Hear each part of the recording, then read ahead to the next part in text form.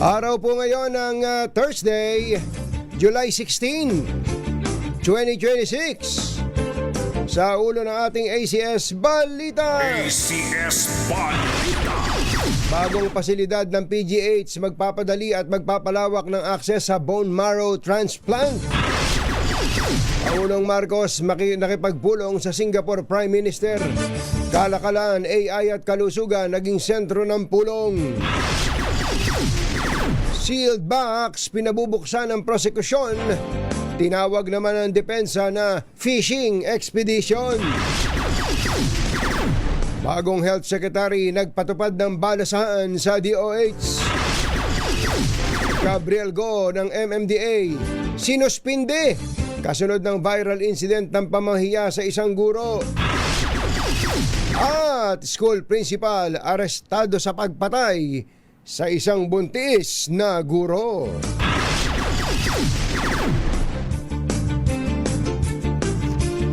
Magandang umaga, Luzon, Visayas at Mindanao.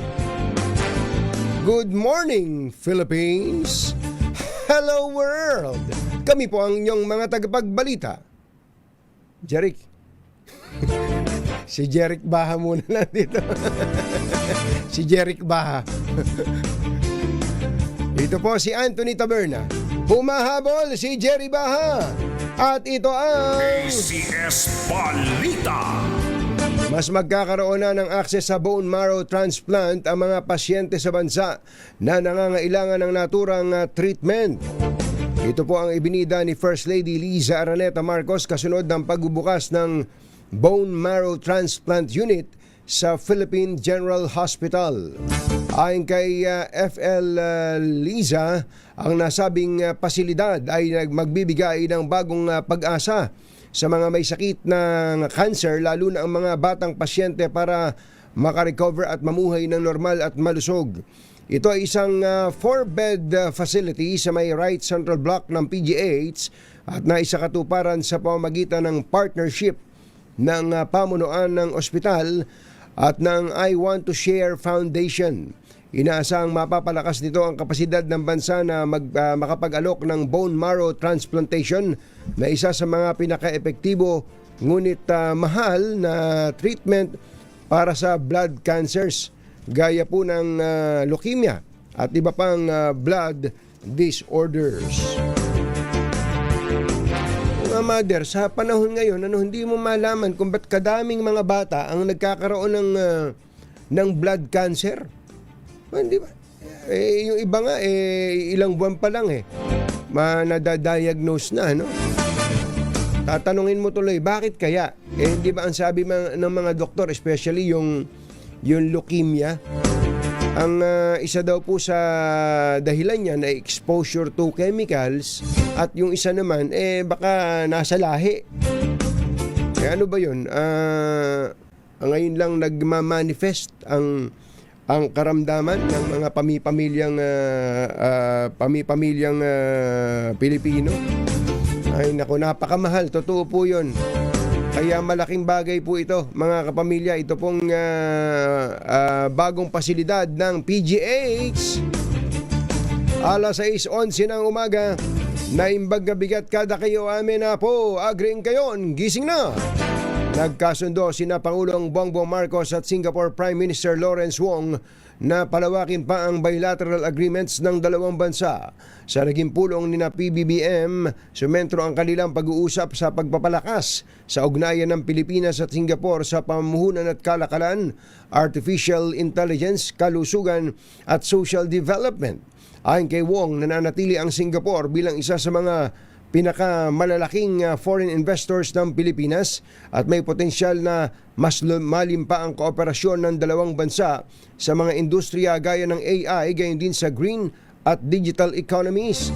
Matatanda ang bumiyahe pa Singapore si Pangulong Marcos noong Martes ng hapon para sa isang working visit at nakatakda siyang bumalik ng bansa ngayong araw. Engineer Tony Nanggel, 6:12 ng umaga. Diyos maray na aga sa Indogabos, mga Bicolano, mata na kamo, gising na. Tutol ang depensa sa hiling ng prosekusyon na buksan sa impeachment court ang selyadong kahon na naglalaman ng tax records ni Vice President Sara Duterte at ng mister na si Attorney Mans Carpio. Sa halip, tinawag ng kampo ni VP Sara na isang fishing expedition ang gagawin ng prosekusyon.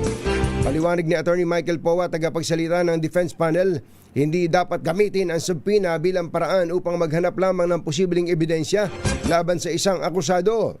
Ayon kay Powa, walang sapat na dokumentong pinansyal na iniharap ang mga naghain ng reklamo upang patunayan ang aligasyon ng umani hindi maipaliwanag na yaman ni Duterte.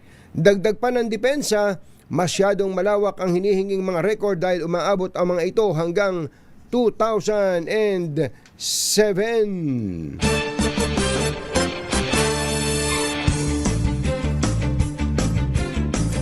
Malawakang balasahan sa mga matataas na opisyal ng Department of Health ang ipinatupad ni bagong talagang Health Secretary Jose Britanio Pujalte Jr. Ilang araw matapos palitan sa pwesto ang nagbitiw na si Ted Herbosa. Nagtalaga ang hensya ng mga pansamantalang assignment at designation sa iba't ibang bureau, serbisyo, central office at mga regional office habang isinagawa ang performance evaluation at reorganisasyon ng ahensya. Kabilang sa mga naapektuhan ng reshuffle sina Undersecretary Albert Domingo, Maria Cristina Marasigan at Dr. Adriano Subaan na inilipat sa Office of the Secretary. Habang nagtalaga rin ng mga bagong OIC at lead oversight official sa mga Center for Health Development sa iba't ibang rehiyon. Nilinaw naman ng DOH na mananatili sa ilalim ng direktang pangasiwa ng Office of the Secretary ang PhilHealth, Food and Drug Administration at mga specialty hospitals ng pamahalaan. Matindi itong si Pujalte, no? Bagong landing pa lang. Pero Secretary Pujalte, Secretary, maganda morning. Yung binanggit namin ni Kumbachero nung nakaraan, mag-ingat kayo sa landmine. Mag-ingat kayo sa landmine dyan sa DOH. Baka akala nyo ay kasangga, pero sila pala ang magpapahamak sa iyo. Mag-ingat-ingat dahil marami dyan ang naghahangad na kumita. Nako, Secretary Pujalte, baka kagaling-galing at kaganda pa naman ang intensyon mo, baka ikaw masabugan ng landmine. Alas 6:15 na ng umaga, susunod! Ito po. Nako, ano nangyari kay Gabgo, kay Gabriel Go? Suspendido. Yan na. Bakit kaya? Yan at iba pa sa pagbabalik ng ACS Balita. Achi, ahya, Mr. Jalomtang, Lakyam Chapgohun, 6:15 ng umaga. Number 1. Hello, Washi! Laundry day na naman! Yay! Anong meron? Mancha ng chocolate, putik, may libag pa! Kaya natin yan! With Pride Washing Machine Detergent, may triple stain-away formula. Tanggal ang makapit, madikit, at malupit na dumit mancha. Kaya easy-easy ang labada. Mula noon hanggang ngayon! All you need is pride. All you need is pride. ACS. Sa lahat ng bagay, simula pa lang, siguraduhing max protection na. Kasi pag kulang ang proteksyon, baka madaling masira. Sa ngipin, dapat may max protection din. Max sa alaga ng Unique Toothpaste. With Max Protect Formula, help stop cavities before they start, while keeping breath fresh. Try Unique Maximum Fluoride Protection. Para max alaga, max protektado. ACS. Tinesting, sinuri, siniyasan. Ang resulta?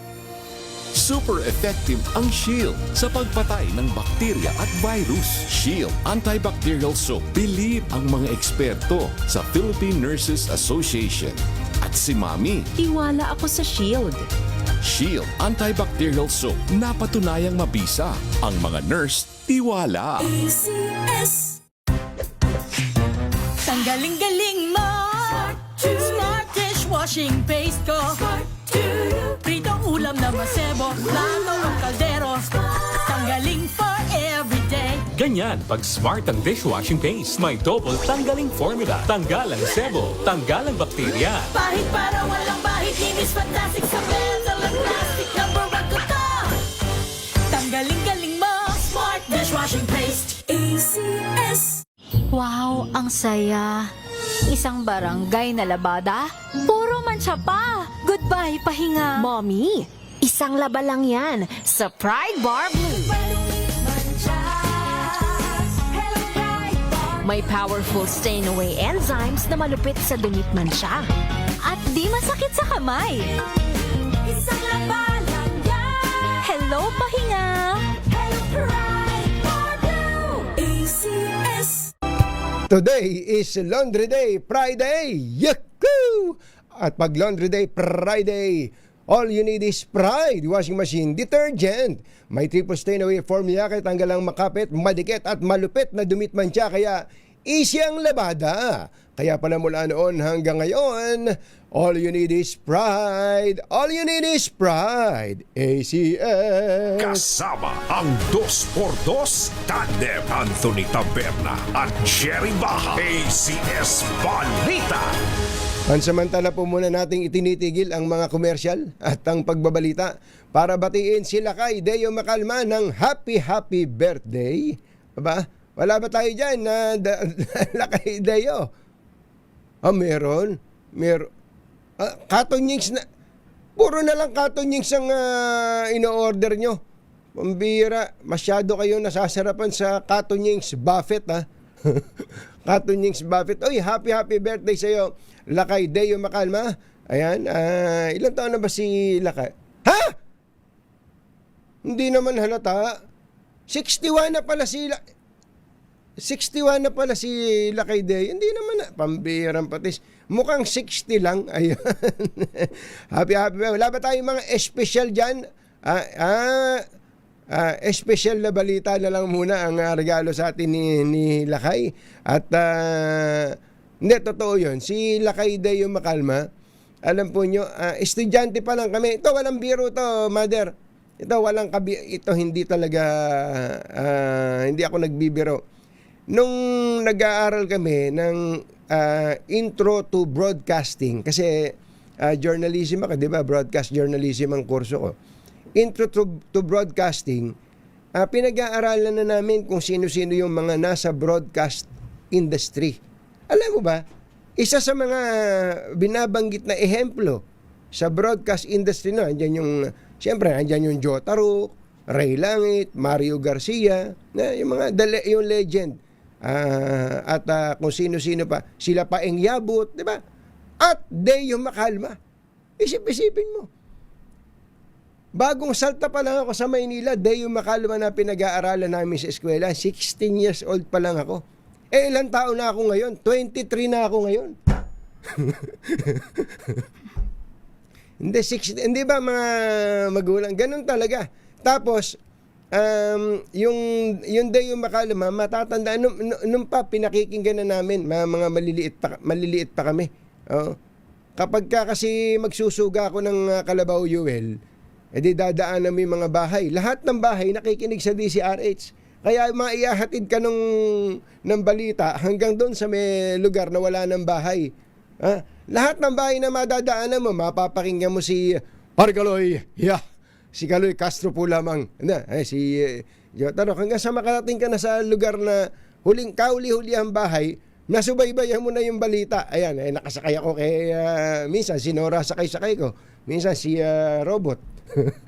Si Robot, yung lalaking kalabaw. Ayun, hanggang sa talagang laking DCRH sa mga probinsya talaga DCRH. Kaya Lakay Deo Macalma, happy birthday. At para maiba naman, may you have more birthdays to come. Yan ang mga bagong pagbati ngayon, bagong-bago. Jerry Baja at Anthony Taberna sa 2x2 sa DZRH. Sa mga gusto pong bumati kay Lakay Deo, Tuloy-tuloy nyo lang po ang pagbate dito po sa ating YouTube channel, sa Facebook page ng DZRH. At pwede rin po kayong bumate sa pamamagitan po ng personal na number ni Lakayde. Ito po yung kanyang personal number. Hindi. Joke lang. Ito hindi joke. Sinuspindi po si MMDA Operations Group Strike Force Chief Gabriel Go. Hindi muna siya pwedeng sumama sa clearing operations ng MMDA matapos ang viral na paninita nito sa isang guro. Nakikita po sa video na uploaded mismo sa Facebook page ni Go kung saan sinita niya ang isang lalaking guro dahil sa hindi pagsusuot ng helmet habang nagmamaneho ng motorsiklo. Kinwestiyon ni Go ang naturang violator kung paano nito tuturuan ang kanyang mga estudyante kung siya mismo ay hindi marunong sumunod sa batas trapiko. Pinagalitan. Tapos nakabidyo. Yun ang doon siya nadali. Humingi naman ng paumanhin ng guro at nakiusap na wag nang ilabas ang video ng pagkakahuli sa kanya. Subalit, sinagot lamang ito ni Go na wag na lamang magpakilala dahil blur naman ang kanyang mukha sa video. Ano ba yun? Ginagawa ba ni Mr. Gabby Go yun para sa views? O sa views? Content ba niya yun? Pagka ba government official na ganito, binabayaran din ng Facebook? Baka hindi natin malaman eh. Kasi katulad nito, kung hinuli niya, hindi natin malaman kung ang intensyon ba niya magturo sa ibang mga motorista na sumunod sa batas. Pwede din naman yun. Kaya lang, ito nga, nakiusap na nga ito Yung guro, nakiusap na wag nang ilabas yung kanyang video. Kasi normally, pinagpapaalam pa nga yan di ba? Meron tayong Data Privacy Act, no? Kaya siya nadali. Sumulat po pala ang Teachers Dignity Coalition kay MMDA Chairman Romando Artes at sumang-ayon naman ito na dapat panagutin ng guro. Ayan, sa paglabag sa traffic rules, ngunit iginiit na hindi nila dapat ginagamit ni Go ang kanyang posisyon para mamahiya o mangmaliit ng ibang tao. Makibalita naman tayo sa Sandigan Bayan. May update pala tayo. Meron daw nag-inspeksyon sa Quezon City Jail sa Payatas.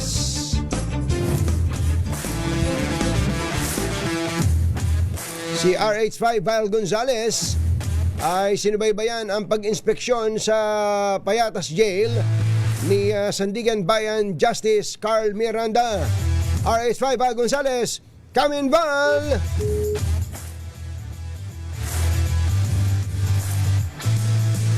Si Sandigan Bayan Justice Carl Miranda ang chairman ng 3rd Division na humahawak po sa kaso ni Senator Rodante Marcoleta, dating Congressman Mike Defensor at dalawa pang ibang negosyante. At siguro gusto malaman ni Justice Miranda kung magiging maayos yun para sa sitwasyon ng kalusugan ni Senator Rodante Marcoleta. RH5 Val Gonzales, come in Val! Anthony, kasunod ng detention ni Senador Rodante Marcoleta sa Quezon City Jail Male Dormitory ay muling nagsagawa ng inspeksyon ng Sandigan Bayan sa bagong BJMP facility sa Payatas, Quezon City. Kasamang mga tauhan ng korte ay dumating si Justice Miranda ilang oras matapos na dumating dito si Senador Marcoleta. Kabilang sa saklaw ng inspeksyon ng korte, ang intake area, mga selda, infirmary, medical facilities, skills development area, classroom, scanning area at e-dalaw facility. Ang inspeksyon ay aksyon ng Sandigan Bayan matapos questionin ng abogado ni Senador Marcoleta ang maaaring epekto sa kulungan sa kalusugan ng senador. Ayon naman kay BJMP spokesperson Superintendent J. Rex Bustinera, welcome ang BJMP sa ganitong oversight bilang bahagi ng transparency, accountability at pagiging bukas sa publiko. Ako si Val Gonzales, DZRH, una sa Pilipinas, una sa Pilipino. Yung bang selda ni Senator Marcoleta, kanya, yung solo niya o kasama, may mga kasama siya? Katanying, yung pinatutupad na panuntunan ng BJMP, yung unang linggo ay wala muna sa sariling selda yung bagong PDL, ang pasok na PDL, kundi isang linggong mananatili ito doon sa common area kung saan ay nandun din yung bagong pasok na PDL, Katanying. So wala pang sariling selda ang Senador Marcoleta isang linggo matapos siyang ma-admit dito, Katanying. Paano yun? Parang general population, ganon? Sa unang linggo? Correct, oo, sa general population na area. Kasi para, alam mo, ipinatupad dito, Katanying, mula nung mangyari yung pandemic. May dito na silang pinatutupad sa lahat ng jail facility na Bureau of Jail Management and Penology. Parang doon ka muna sasalain para makita o kung meron mang dalang nakakahawang sakit, yung isang PDL ay masala muna doon sa common area, Anthony. Pero hindi ba dapat kung may karamdaman nga o kung gustong malaman na may depresya, wag mo na ihalo. Paano kung may nakakahawa siya, hindi mahahawa pa iba? Oo, kahapon, Anthony, ang sabi ng DILG, wala daw special treatment na ibibigay man maging dito kay Senador Marcoleta at sa lahat ng nakadine sa New Quezon City Jail dito sa Payatas. Yun yung inilabas ng DILG. Yes, sir. Thank you. Back to you, Anthony. Maraming salamat, RH5 Val Gonzales. ACS Balita. Alas 6:29 na ng umaga. Tuloy ang mga balita. Naka 1 point ang prosecution sa pagiging authenticated ng ipinakitang video ng pagbabanta ni Vice President Sara Duterte sa impeachment trial. Ito ang paniniwala ni Attorney Justin Sukgang, isang law professor, sa kanyang assessment sa 5 araw na trial. Bagamat aminado si Sukgang na masyado pang maaga, pero nakitaan niya na parehong video rin ang pinakita ng defense sa kanilang cross-examination. Pero ngayon, pag tinignan mo, mukhang sa prosecution dahil pag tinignan natin, nilatag na natin yung mga ebidensya na binigay nila. Una, may video na patunayan na authentic, mukhang authentic talaga yung video. Okay. And at the same time, wala, yung depensa pinlay yung video. And hindi naman, parang it would be kind of weird pag kung sa depensa sabihin nila, pag kami nagpe-play ng video at itong portion na to, authentic. Pag yung portion na yan, hindi. So parang, kung titignan natin yung paglatag na ebidensya, totoo ba yung video, authentic ba yung video, nabanggit yung mga sinabi ba na nabanggit dun sa, yung mga salita ba na nabanggit dun sa video, talaga ang nagsabi nun ay si VP Sara or hindi. Mukhang lahat yun napatutunan. Ang tinig ni Attorney Justin Sukgang ng LaSalle College of Law. Arestado ang isang 56 anyos na public school principal dahil sa pagpatay sa isang 7 buwang buntis na guro sa Tayum Abra.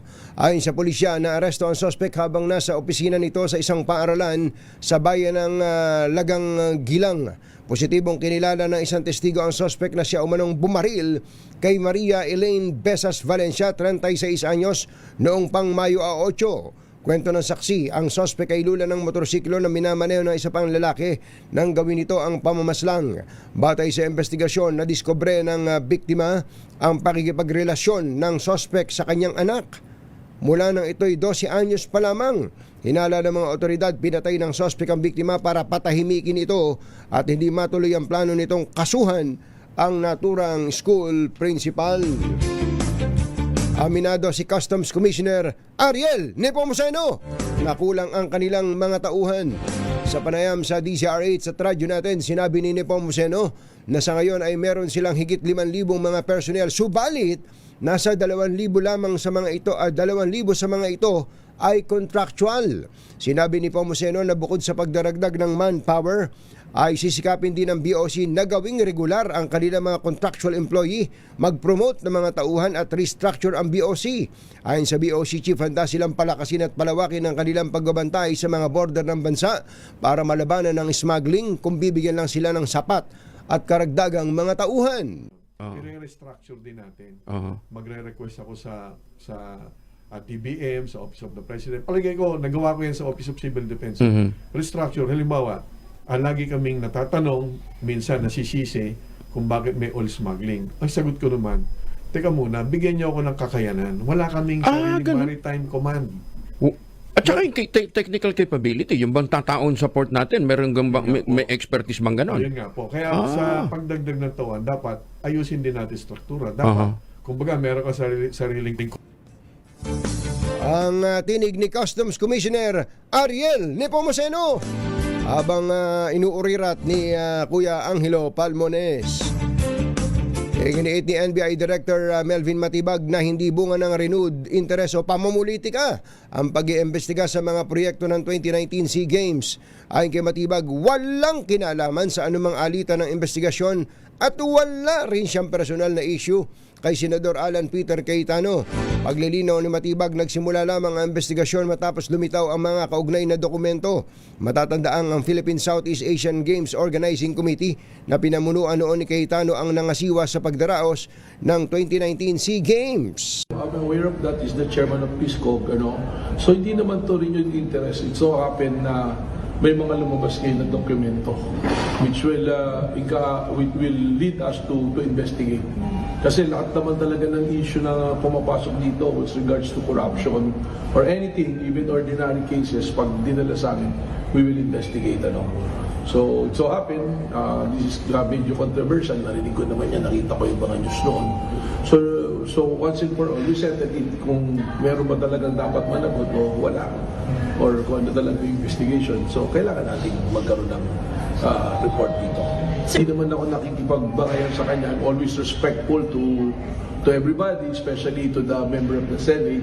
It so happens siguro na siya involved dito, At tayo naman, ang record naman ng NBI, we'll always go where the evidence will lead us, kung ano yung batas, kung ano yung proseso, So, kung sa kailangan natin siyang tanungin, we will respectfully ask him to give light to this. And I'm sure,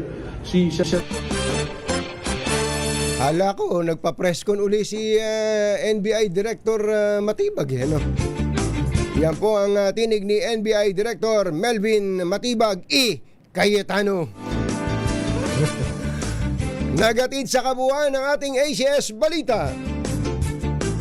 Sa pangalan po ni Jerry Baha, ito si Anthony Tabern. ACS Balita, ang 2x2 tandem Anthony Taberna at Jerry Baha. ACS Balita. Hi. Maganda morning. Doon po sa mga taga-barangay West Camias, Quezon City. Aba, andyan pala ang ating malakas promo team kasama ang Charm Fabcon Purple Eternity. Ayan, para kayo ay manalo ng limpak na salapi. Ayan, limpak na salapi. Matindi talaga ang malakas promo natin. At siyempre, may mga regalo pa tayo kapag ikaw ay nakikinig sa number 1. Oo naman, number 1 na radio station sa Metro Manila ayon sa latest Kantar Media Survey. At ang ating po naman... Ready na ba kayong tandaan ang ating Word of the Day para manalo ka ng Deezer H Mini Component? Eto na! Ang ating word of the day ay intimidation. Intimidation. Ayan. Ito po ay buhat sa balita na mag-iimbestiga daw po ang NBI sa 2019 Clark Project. At ang sabi daw po ng mga Cayetano, ito ay intimidation. Mukha daw pong inuubos na ang mga senador na hindi kakampi ng administrasyon para mabawasan sila doon sa Senado, lalo na at may impeachment trial. Oras po natin, Achi Ahya, Mr. Jerome Tang. Lakyam Sam Chithun, 6:37 ng umaga. Balitang makatotohanan, balitang maaasahan. ACS Balita. Ang programang ito ay hatid sa inyo ng ACS Manufacturing Corporation, ISO certified, maker ng world-class quality Pride detergent. This time check is brought to you by ACS. Humahagupit, lumalatay na komentaryo sa Himpapawid. 2 por 2. Walang takot sa paghimay sa masalimuot na isyu ng bayan. 2 por 2. Humahataw na mga balita at impormasyon. 2 por 2. Ating damhin, ating lasapin ang hagupit na 2 por 2.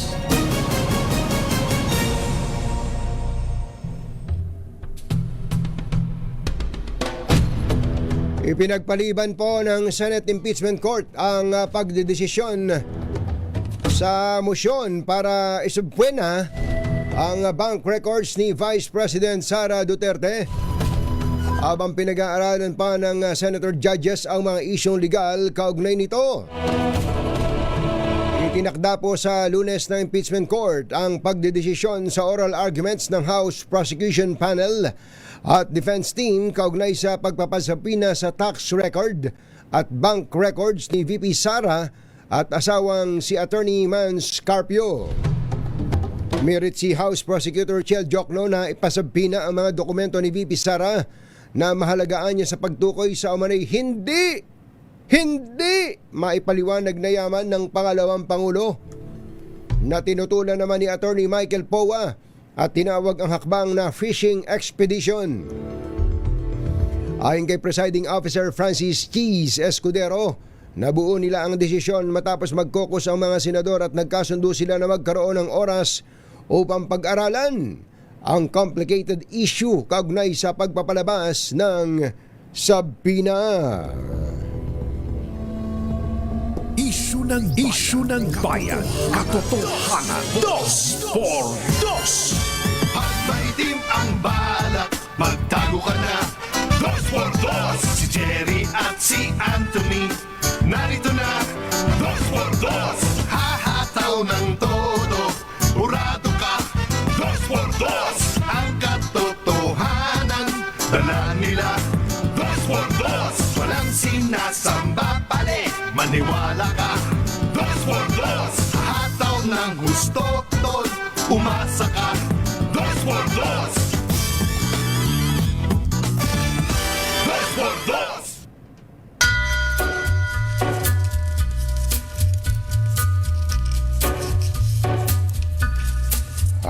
Hi. Maganda muli. Magandang umaga, bayan! Ito po si Anthony Taberna. Umahabol si Jerry Baha. Sabi tuloy ni Tata Ador, ni Ka Ador, lagi na lang humahabol yan. Ikaw, Congressman Ador Plato, KJ ka din Pagbigyan mo na po, pagbigyan mo na yung inaanak mo. Advance happy birthday pala kay Kumbachero. Ang birthday niya ay sa 19, July 19. Baka po kayo ay wala namang lakad. July 19, around 11:30 in the morning. Kung kayo po ay... kasi si Kumbachero, milestone to Si Kumbachero kasi ay 50... sabihin ko na Kumbachero, wala ka naman si Kumbachero ay, kung di ako nagkakamali, ay 55 years old.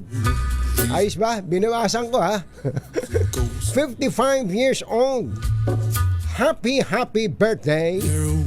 At para po ating alalahanin ang paggunita ng 55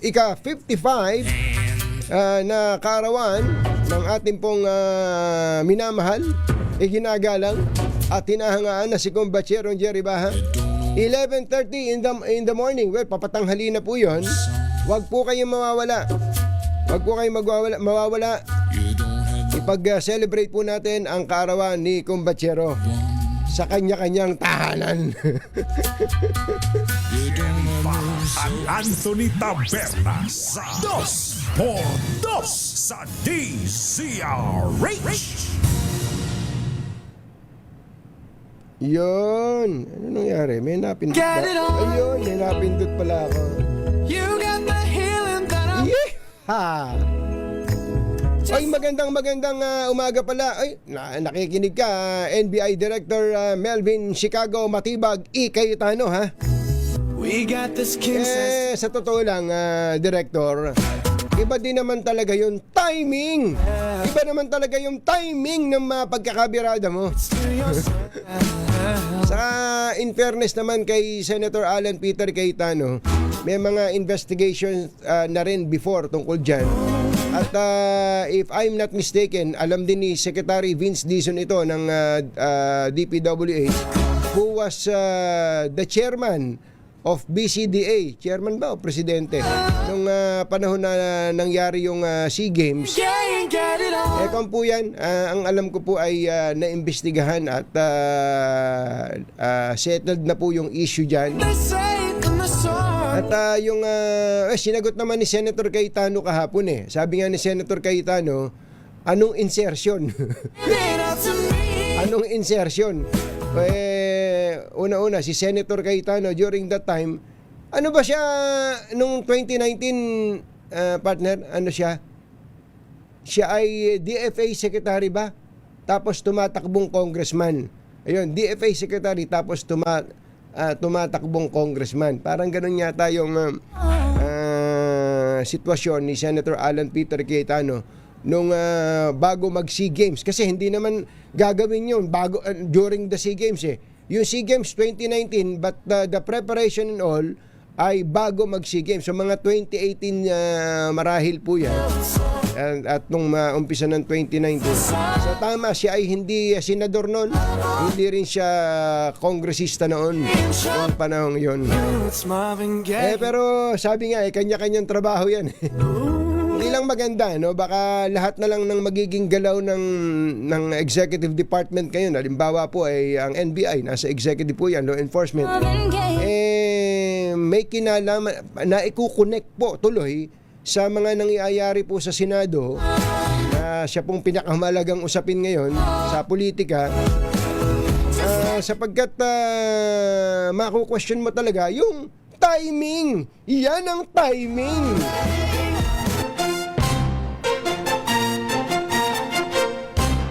Tonying at Ka-Jerry. Anthony Taberna, Jerry Baha, ang samahang pinatibay na ng panahon. 2x2.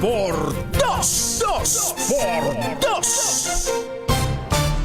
Ayun. Uy, napanood niyo po ba yung oral arguments kahapon sa Senado? Well, ang issue po doon ng oral argument o yung debate nila ng dalawang kampo ng prosecution at ng defense is whether or not the impeachment court should allow the disclosure of document related to the Vice President's wealth. Ang tinutukoy po dyan ay bank records, AMLAC records, at pati na rin tax records.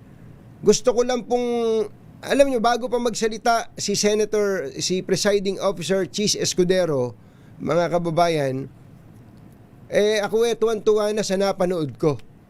Gusto ko lang batiin kasi binati rin naman sila ni Senator Chis Escudero, pero nung habang silang dalawa ay nagdidiskurso, si Congressman Chel Jokno sa panig po ng prosecution at si Attorney Michael Powa sa panig po naman ng respondent na si Vice President Duterte, ay napahanga ako dahil sa kanilang karunungan. Matatalino po sila at nasabi po nila ang kanilang mga punto nang hindi nanggagalaite. banayad, malumanay at disente, marangal sa pakikipagdiskurso. Nami-miss na po natin yun no? Sa Senado ngayon mataasan mo lang ng boses, Senator Robin Padilla, good morning. Good morning po sa inyo. Ngayon po parang nangyayari, pataasan ng boses, sigawan dito, pasiklaban, paandaran. Pero kahapon, for a change, ewan ko kung napansin po niyo yun, for a change ay nakapakinig tayo at naintindihan natin ang mga puntos ng magkabilang panig nang hindi sila nagbabastusan. Hindi sila nagbabastusan. Kaya hats off kina Congressman Cheljok at Attorney Mike Powa. Special mention ko si Attorney Mike Powa. Yuel, ikaw testigo ka. Hiningi ko tuloy yung number ni Attorney Michael Powa dito kay Yuel. Sabi ko, pahingi nga number ni Attorney Michael Powa. Alam niyo kung ba't ko hiningi? I-message ko si Attorney Michael Powa sapagkat ako ay humanga how he presented his arguments kahapon. Hindi lang po yung malumanay, may laman, pero dominado po niya ang kanyang sinasabi. Wala po siyang script. Napansin niyo po ba? Ewan ko lang kung meron ba siyang idiot board man lang doon o meron ba siyang teleprompter. Kung wala siyang teleprompter at ewan ko kung napansin nyo, hindi siya tumitingin sa kanyang notes. Diretso po siyang nakatingin sa mga senator judges. Ayun, sabi ko, kaya na-message ko si Attorney Michael Powa. Attorney Michael Powa, congratulations. Kung ano man ang maging desisyon na impeachment court, you were able to defend your stand. You were able to elaborate your position doon po sa particular na issue na may kinalaman dito sa bank records, tax records at AMLAC records ni VP Sara. Masamang tao lang ang takot sa dalawang to. Kaya kung maitim ang balak, magtago ka na! Anthony Taberna, Jerry Baja, Dos por Dos! Dos por Dos! Sana ay matuto sa kanila ang mga kapwa nila abogado at mga senator judges mismo. 6:55 ng umaga. Number 1 Na naman! Champion! Berna, Dos por Dos! Masamang tao lang ang takot sa dalawang to. Kaya kung maitim ang balak, magtago ka na! Anthony Taberna, Jerry Baja, Dos por Dos! Dos por Dos!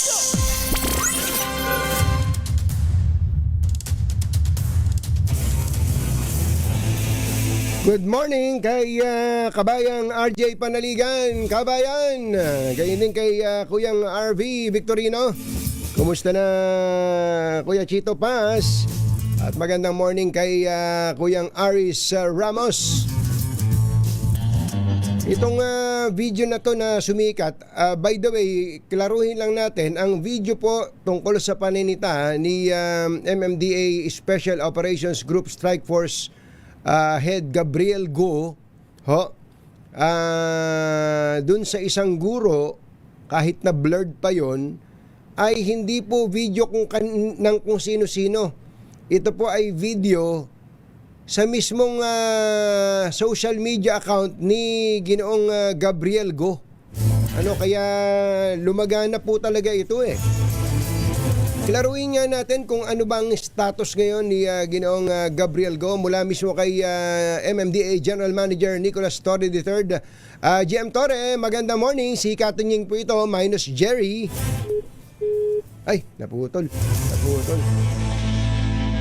Gusto kasi nating parang maiyahambing mo pala. Parang maiyahambing mo pala itong si Gabriel Go kay Gab on the Go, yung pala ang kanyang may kompe, may watermark pa. Ito pa lang si Gabriel Go, maiyahambing mo kay Attorney Kalinisan. Mahilig ding magpasikat. Yung bang at the expense of the reputation nung kanyang ipinapahiya, kahit nga may kasalanan, sabihin natin may kasalanan yung isang pulis, pero hindi pa naman siya convicted o hindi pa naman siya administratively penalized, tapos ipipresenta mo siyang parang siya sentensyado na. Kung po yun masakit po yun pati sa pamilya ng pulis mismo. Doon po napupuntusan si Kalinisan. Malayo-malayo siya sa tatay niyang napakabait. Oo. Ito, ganun din ang naging sitwasyon ni Gabgo. Ito, andito na si MMDA General Manager Nicolas Torre III. GM, magandang morning. Si Katunying po ito. Good morning, Katunying, at good morning sa inyo mga tagapakinig. Ito pala yung gusto kong itanong sa iyo kahapon, kaya lang wala kasi tayong sapat na oras. Anyway, ano po status ni Gabriel Go ngayon, GM? Sa ngayon, si Gab ay binigyan na natin ng order to explain kahapon, at pagkatapos ay hold in abeyance muna ang kanyang mga operations. Pero linawin ko hindi titigil yung SCOG. Hindi titigil yung SCOG, yung special group namin, yung special operations group namin, hindi yung titigil sa kanilang trabaho. Si Gab lang muna ay pinastep back namin para magkaroon ng to give way sa patas at impartial investigation, and also to give him time to also prepare his answer against the allegations leveled against him. Tama po yan. Ang totoo po nun, si Gab, very efficient po siya at very effective po siya sa kanyang ginagawa. Lamang minsan, katulad po nito, sa sarili niyang Facebook page, lumabas po ito. Kayo po offhand, ano po mali dun sa eksenang napanood natin na to? Sir, hindi, sa puntong ito, hindi pa ako makapag-conclude na may mali nga. Okay? Maliwanag yun. Unang-una, may mga issues, diretsuhin na natin, may mga issues na sinasabi, bawal mag-video. Hindi po entirely accurate yun. Kasi nga, may mga body camera nga naman ang agency. May mga alternate recording devices. Tapos, covered tayo ng National Privacy Commission Circular number 25-01. Pero entirely different thing din yung pag-a-upload at paggamit nitong mga recorded footages na ito. At ito ngayon ang eksaktong punto ng ating mga inquiry at investigasyon. Yung paghuli, meron talagang pagkakamali si teacher no?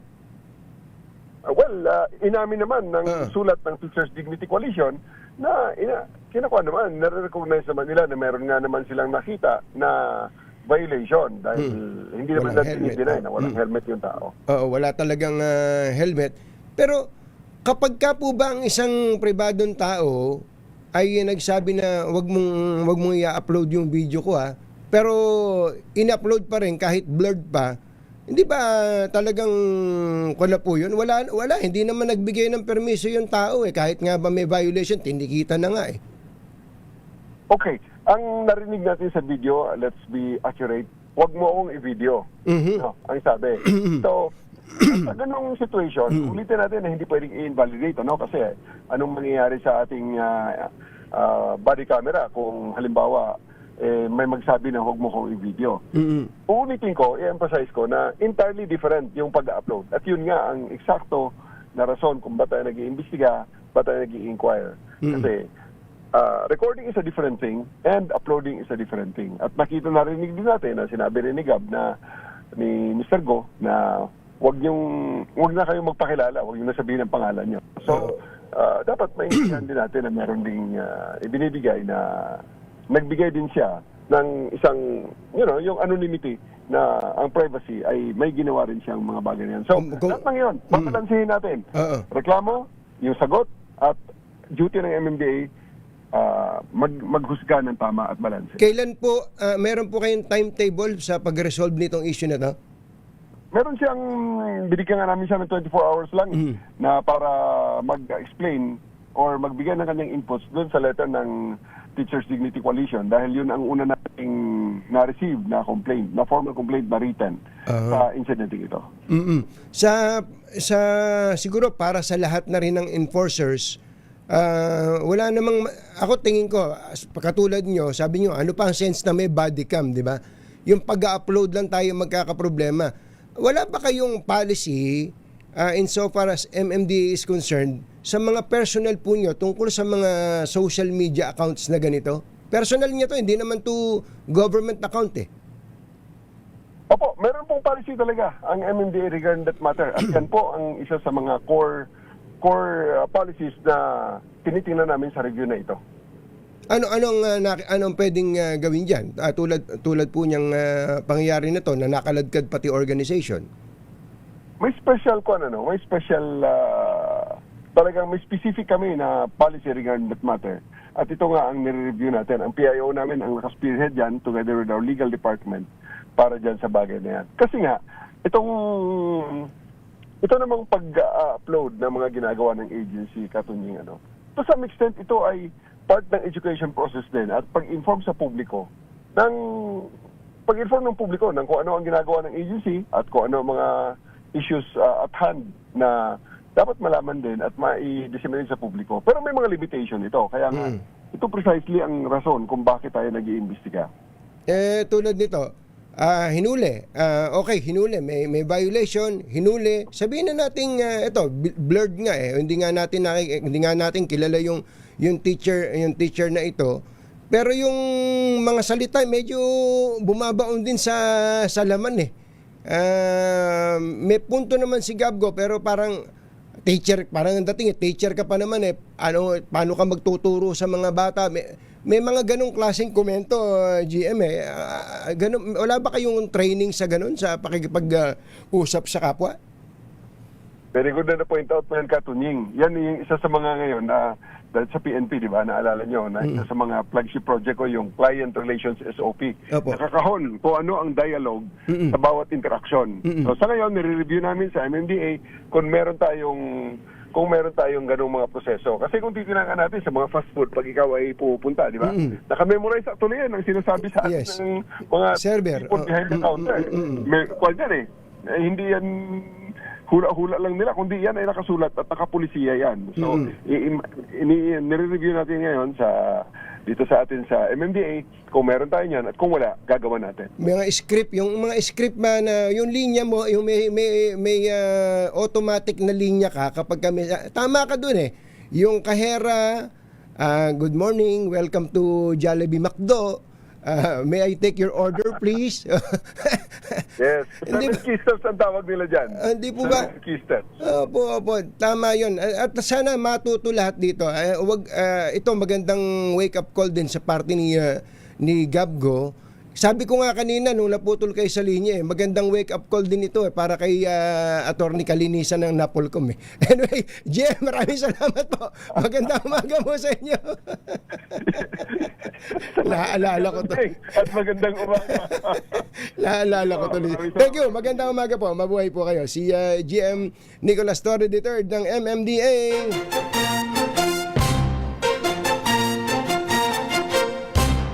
Tonying at Ka-Jerry. Anthony Taberna, Jerry Baha, ang samahang pinatibay na ng panahon. 2 por 2. 2 por 2. Doon sa eksena, may mali yung teacher di ba?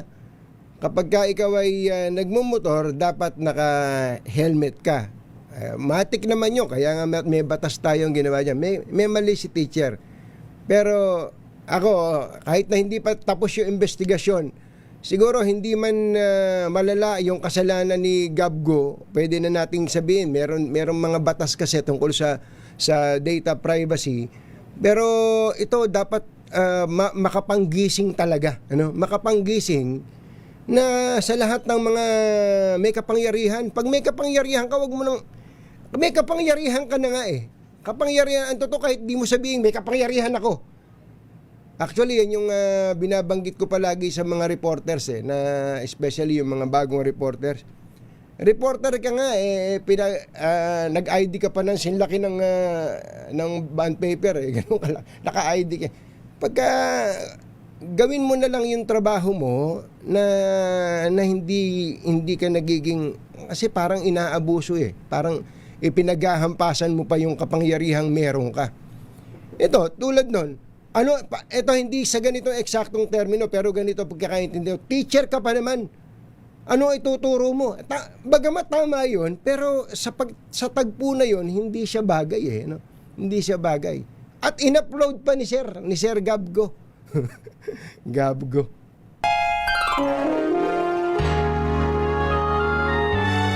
Kauna-unahan sa Pilipinas.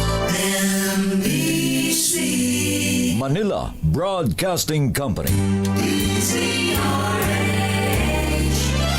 DZRH, member, kapisanan ng mga broadcaster ng Pilipinas. Itong social media na to tuloy si Kuya Arnold nagpadala sa akin ng research.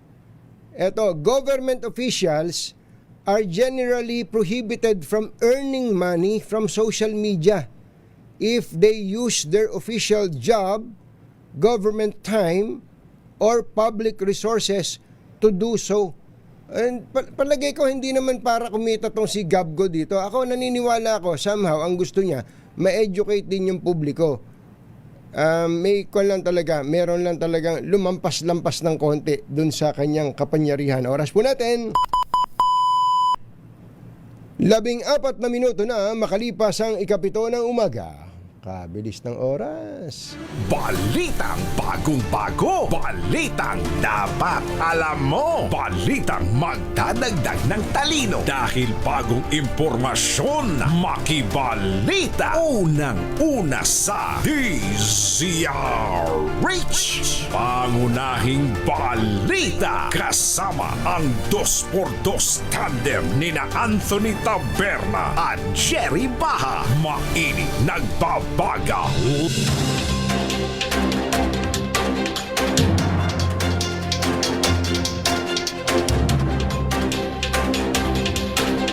Sa ulo ng ating mga pangunahing balita. Pangunahing balita. Bangka tax records ni VP Sara pinagtalunan ng depensa at prosekusyon. Dedesisyonan ng impeachment court sa Lunes.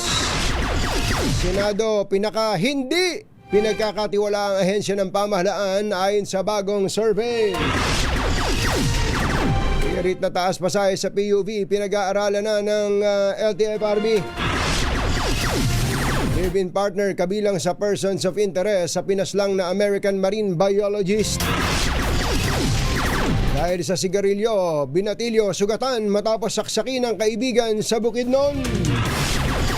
At estudyante arestado sa pagdadala ng baril sa loob ng paaralan sa Kamsur.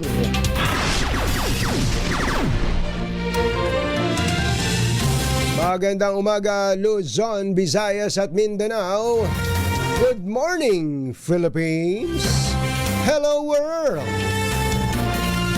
Sa pangalan po ni Jerry Baha, ito si Anthony Taberna. At ito ang Pangunahing balita.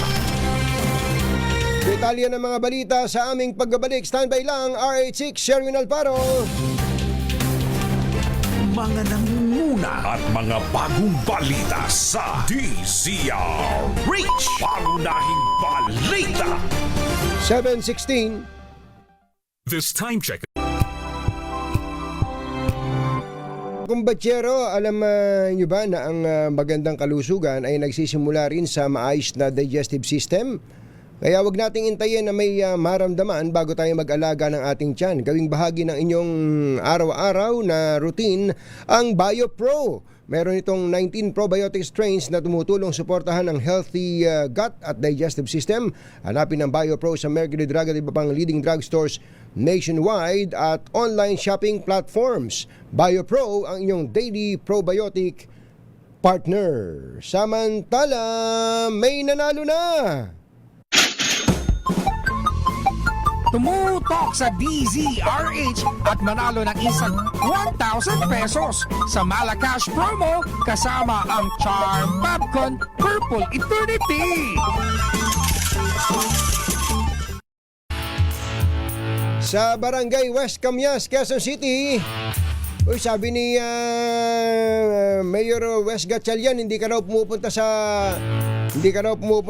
Sherwin sa Valenzuela. Natampuhin si Mayor. Pupunta kami dyan. Mayor Wes Gatchalian. Punta muna kami sa Camyas, Quezon City. Sherwin! Go, go, go! Yes, magandang umaga. Ito na nga ang ating winner ngayong umaga sa Malakash promo. Kasama ang Charm Popcorn Purple Eternity. Isang aplikante at 67 years old, no? 67? Dito kayo tumingin yan. Opo, magandang umaga. Hello! Good morning! Good morning! A happy 87th anniversary MVP. Maraming salamat po, nanay! Ano niyo po? Ako po si Lynn. Lynn ano po? Eva. Lynn Eva. Lynn Eva po. Eva ang apelido. Lynn ang pangalan. Oo, Nanay Lynn. Parang hindi. Didilig yan. Yan, tanggalin natin monitor mo. Nanay Lynn, palagi present sa district. Opo, since Saturday. Lalo na abangan ko palagi kasi gusto ko yung tandem nyo. Thank you po, Nanay Lynn. Tuwa ako, tapos ganun ba, nakakaaliw. At the same time, update sa mga ongoing issues. Opo, Nanay Lynn, sabi nyo kanina nag-a-apply kayo ng trabaho. Yes. Opo, sa peso, yung Public employment. Galing. Donald. Ayos. Naku, nakakatuwa naman. Nakakatuwa naman na kahit na kayo may edar na gusto niyo pang magkatrabaho, maganda po 'yan. May ganyan pa programa ang McDonald's Philippines at ang peso. Thank you. Dahil ito mag-a-apply ka ng trabaho, kailangan masagot mo yung ating tanong ngayong umaga. Sino paborito mong announcer sa DZRH? Si Jerry Baha at saka si Captain Ding. Jerry Baha, meron kang 1,000 pieces. What else? Blessings, guys! Itong moment na to. Thank you, Lord. Maraming salamat po, Nanay Lynn. Sana po magtrabaho na kayo. Para ma-submit sa kanyang ahensya para makapagsimula ng trabaho. Dahil ilang taon na kayo huli nagtrabaho? Nag-ano ko sa government, early retirement, 1980. Nag-retired ako 1989. 1989. Dati kayong anong ahensya ng gobyerno? Commissioner ako, teacher. Dati sa Central Office.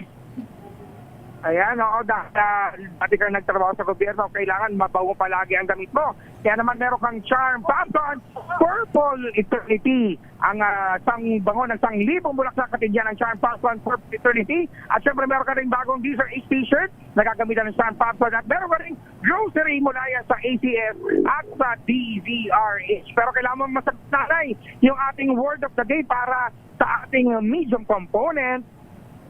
The word of today, intimidation. Intimidation. Yan, dahil yan, meron kang mission component sa tidama ng Astron, alagang Astron, alagang maaasahan. Ano masasabi mo po, Mami? Thank you po. Maraming salamat po, Nanay Lynn. Thank you po. Marami po blessings ako today from you, Captain Ding. That's for that. Thank you. Thank you. Maraming salamat. At siyempre sa mga nais manalo ng 1,000 pieces sa akin tumulong sa DZRH. Baka kayo nang winner natin sa DZRH Malakash promo kasama ang Charm Popcorn Purple Eternity RH number 6. Sherwin Battle para DZRH. Una sa Pilipinas. Una sa Pilipino. Mga nangunguna at mga bagong balita sa DZRH. Pangunahing balita.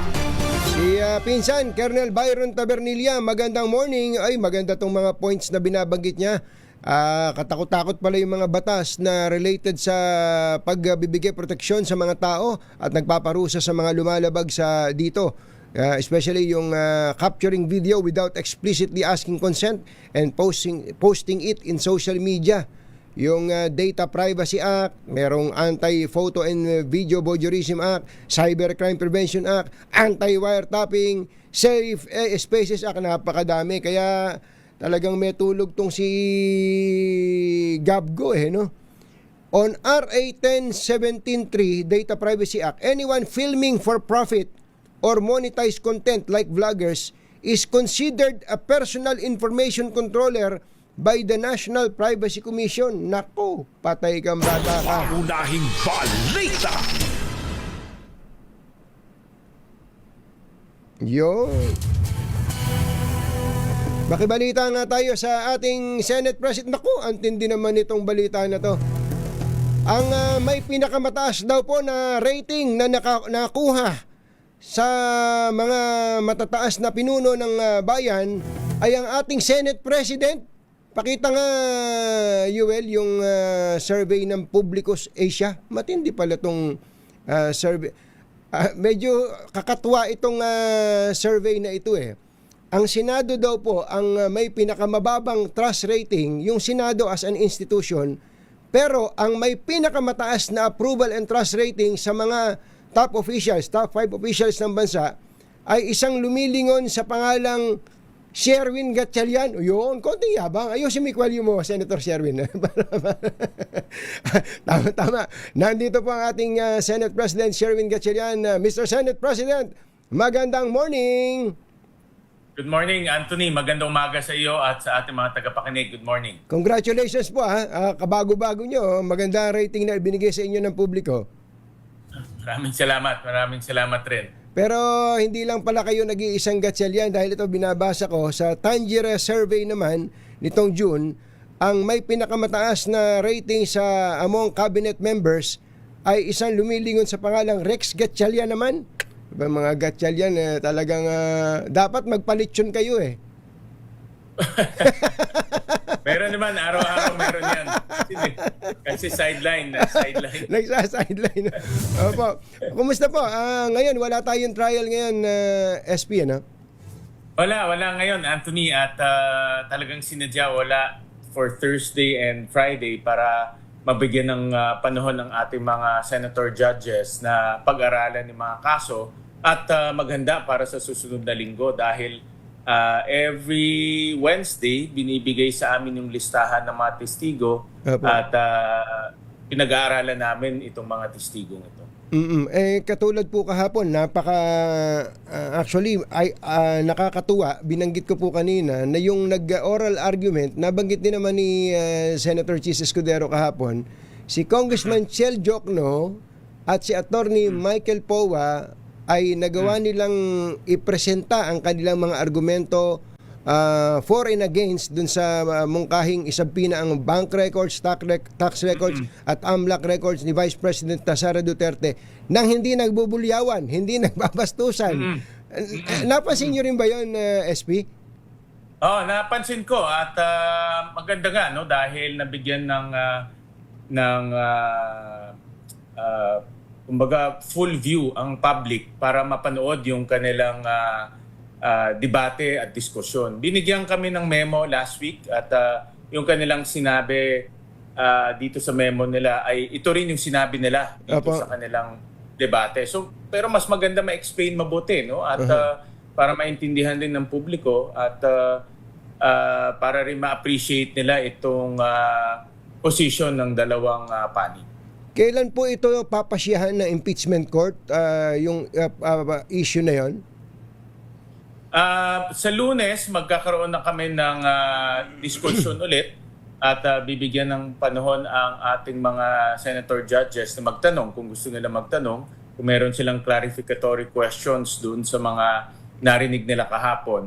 At ang target natin ay magbotohan kung magbobotohan man o mag-agree on Monday. Dahil nung tinitignan ko yung mga isusupina na dokumento, kakailanganin ito ng mahabang panahon dahil unang-una matagal na at pangalawa talagang madetalye yung request ng prosecution. So tingin ko kakailanganin ng mahabang panahon para makompile ng mga bangko, ng AMLAC, pati ng BIR, itong mga rini-request na dokumento. Ayun, nasagot na yung susunod ko sanang tanong. Bakit ba kasi kailangan nyo ng desisyonan to hindi pa naman to kasama doon sa first article na inyong tinatalakay sa impeachment court?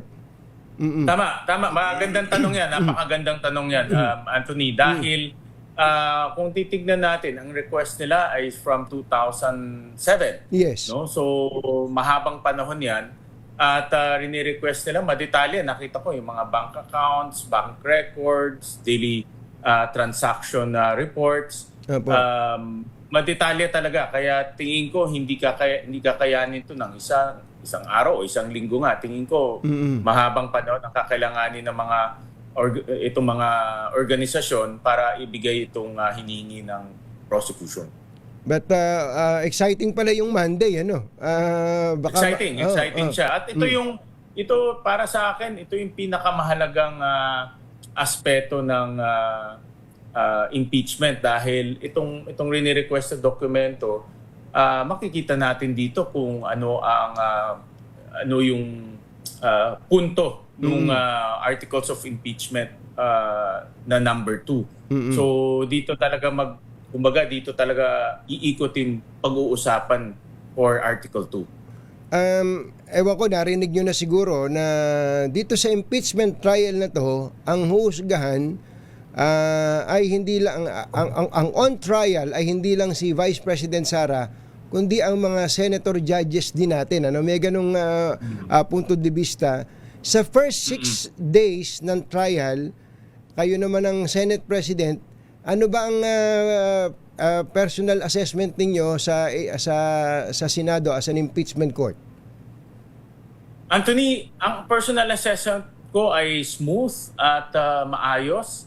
At dahil nga ang linilitis dito ay isang mataas na political figure, may aspeto rin na may aspeto ng peace and order itong impeachment. Kaya nung umpisa pa lang last week, yan ang ating binibigyan ng malaking pansin, no? Dahil isang popular na political figure ang linilitis. Kaya malaking paghahanda ang ginawa ng Senado para masigurado na maging maayos, maging safe, maging orderly yung proceedings. At the first 6 days, makikita naman natin na orderly naging proceedings. At nagpapasalamat rin ako sa dalawang panig, no? Dahil sila rin ay nagko-cooperate. Even yung arrangement sa loob ng Senado, actually, Anthony, napakasikip ng Senado, pero nagawan rin ng paraan na mabigyan sila ng space o ng spasyo para sa kanilang mga teams. Yeah po.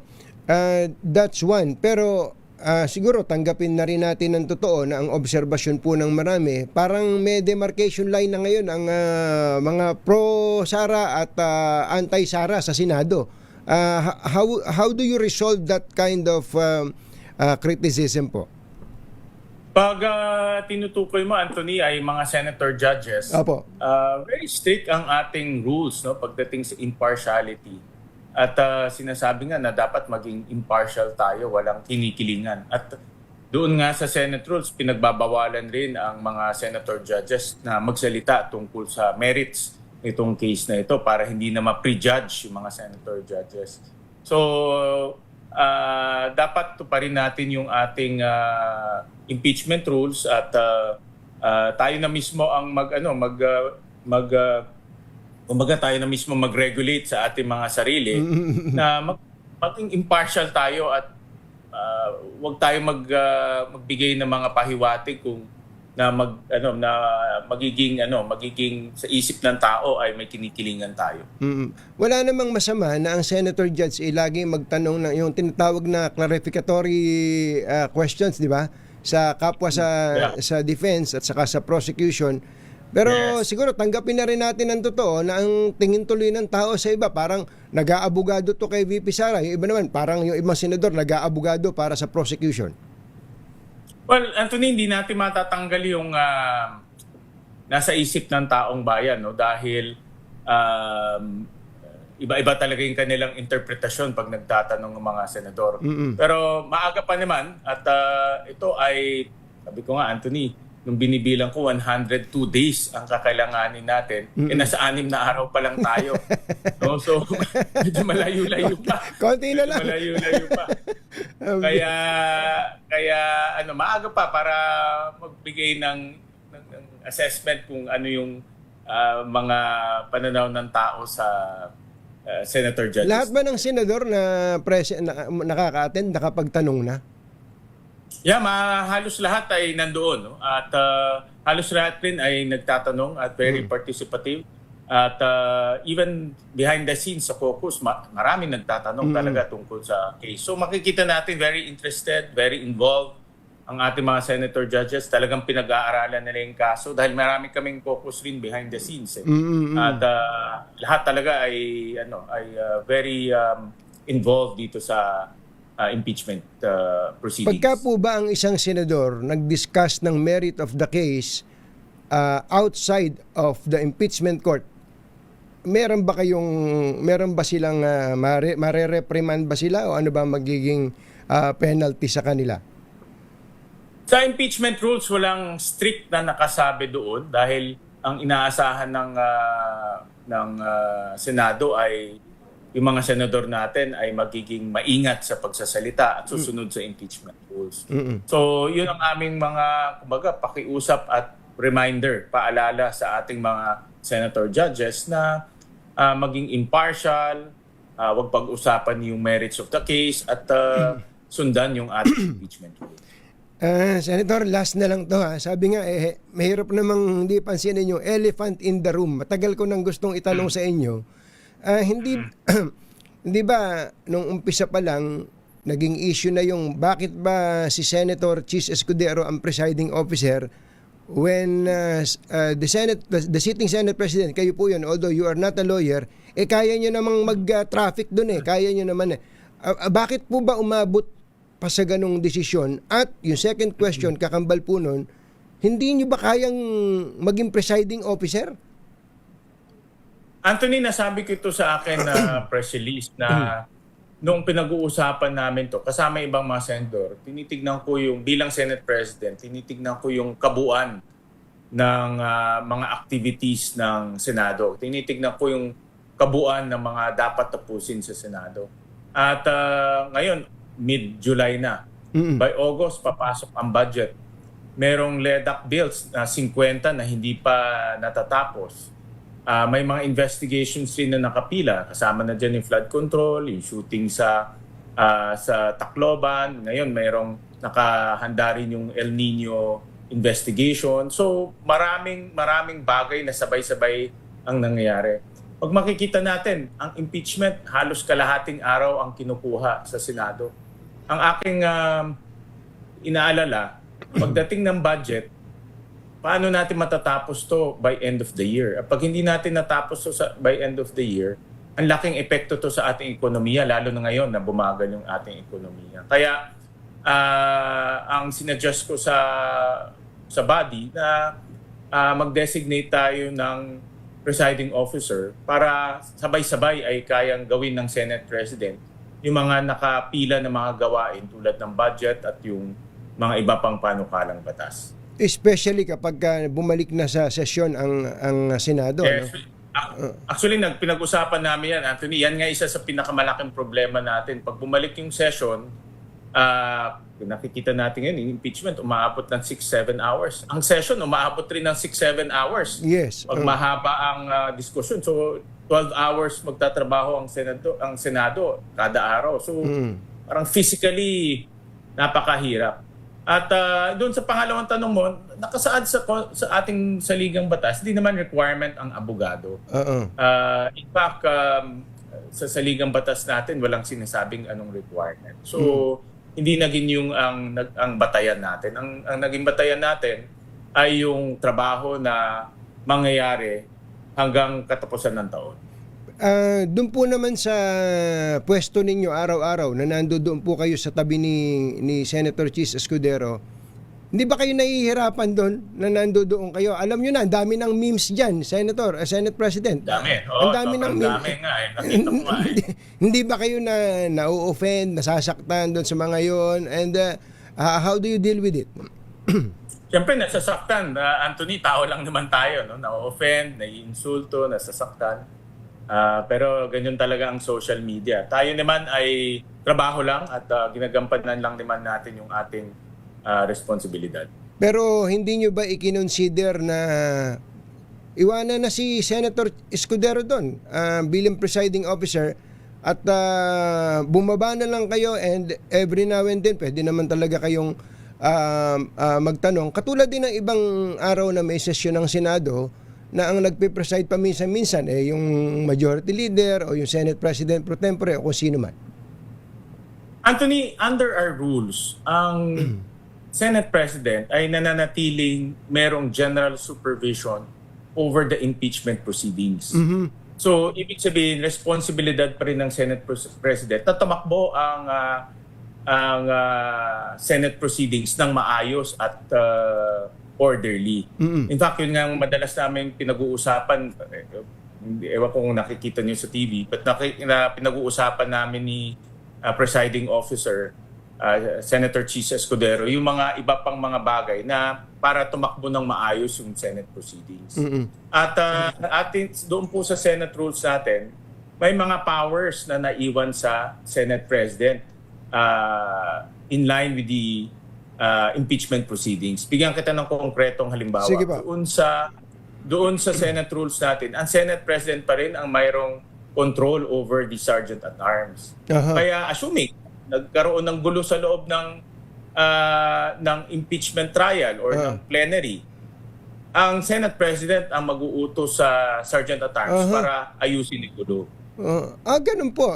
Hindi pwedeng mag-utos yung presiding officer doon sa Sergeant at Arms in the event na magkaroon ng problema dyan sa peace and order? Kung mag-uutos siya, that is in line and in consultation with the Senate President. With the Senate President. Ganyan kasi nakasulat sa ating sa Senate rules natin, sa Senate impeachment rules. Ganun ang nakadesenyo.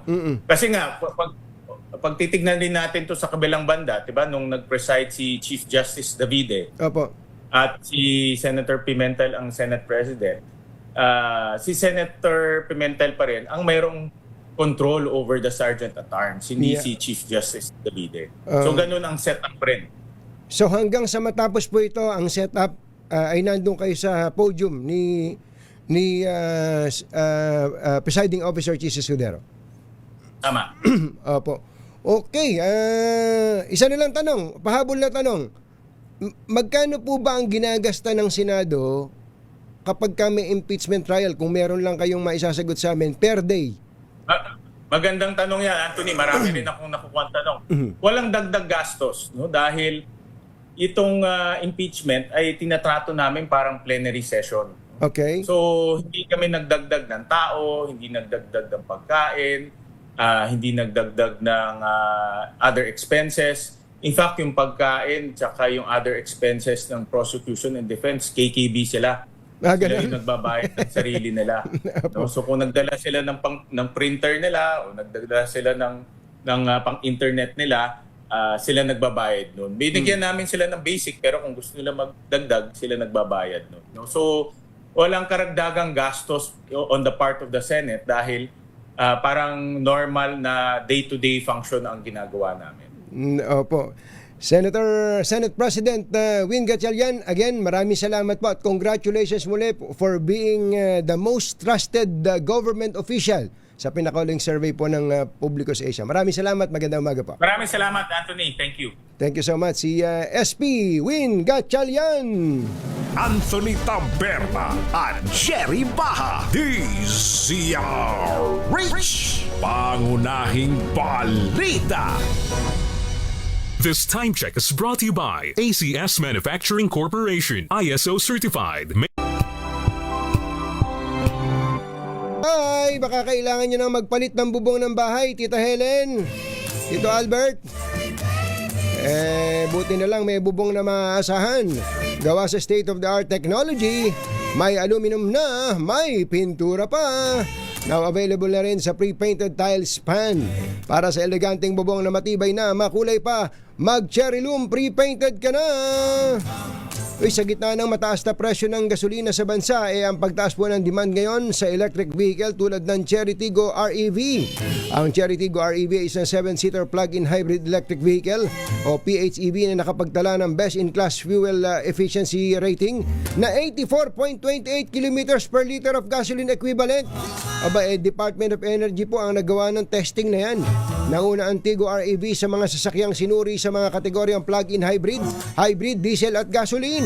Ang Tiggo REV ay may 1.5 liter turbocharged engine at may pinagsamang electric at hybrid driving range na hanggang 1,400 kilometers sa isang full tank at charge. Sa halagang 1,578,000 pesos, maaari ka nang makabili ng matipid at reliable na 7-seater SUV, ang Cherry Tiggo REV. Kuya Romel Sitin, maganda morning! Kumbasyero ng bayan, Katunying at Ka-Jerry. 2x2. Abangan nyo po ang sulat ni Angel Locsin kay Robin Padilla. Nakita mo ba yan? Sulat ni Angel Locsin kay Robin Padilla. At hi daw, Madel Zaide and Ronald Mendoza ng Maynila. Magandang morning, 7:56 na umaga. Number 1 na naman. Champion namin yun. Bayan, Katunying at Ka-Jerry. 2x2. Oy, dun pala sa mga empleyado ng gobyerno, magandang balita ito sa mga GSIS members at pensioner. Mas pinalawak, mas pinadali at mas pinalaki po ang GSIS Balik Ginhawa 2. Maganda po ito dahil pwede pong makatanggap ng refund na katumbas ng hanggang 6 na buwang loan amortization mula December 2025 hanggang May 2026. Kadali-dali lang po nito. Kung may arrears yung loan, pwedeng mag-apply basta hindi pa due at demandable yung loan. Kaya sa mga GSIS members at pensioners, samantalahin na po ang pagkakataong ito. Mag-apply na sa GSIS Balik Ginhawa 2 gamit ang GSIS Stats app. Mas malaking ginhawa ang hatid ng GSIS para po sa inyo. Nakita niyo po ba yung sulat ni Angel Locsin kay Robin Padilla? Matindi Ay, nako. Hi. Hello. Hindi, dito po ay pinapakita po sa sulat na ito na may pagdaramdam. Nagdaramdam po si Angel Locsin sa kanyang tinatawag na kuya. Itong si Kuya Robin Padilla, na sinabi niya po ito nung sabihin ni Robin Padilla na siya ay komunista sa isang yugto sa isang tagpo na impeachment trial. Sabi ni Angel Locsin, ganun pala. Ba't ako nire-red tag? Ako nire-red tag, hindi ka man lang kumikibo. At ang bandang dulo po ng kanyang sinabi, lakihan mo nga ng konti. Sabi niya, isa ka sa pinaka makabayang taong nakilala ko. Ayan, sabi. Ikaw si Andres Bonifacio. Kaya nakakalungkot pag nakakabasa ako ng stand mo pagdating sa China. Hindi ito ang Robin Padilla na nakilala at hinangaan ko. Kahit paano, alam kong halos pareho tayong landas na dinaanan galing sa hirap. Nagtrabaho ng maaga, tinangkilik, at nakapagpasaya ng mga tao. Ang utang na loob natin ay sa ating Diyos at sa lahat ng Pilipino, hindi lamang sa iisang tao. Tama na, kuya, gising na, hindi pa huli ang lahat. At sa pamamagitan po ng liham na yan ni Angel Locsin kay Robin Padilla, muli po tayong nagpapaalam sa ating pong palatuntunang kapag langit ang humatol.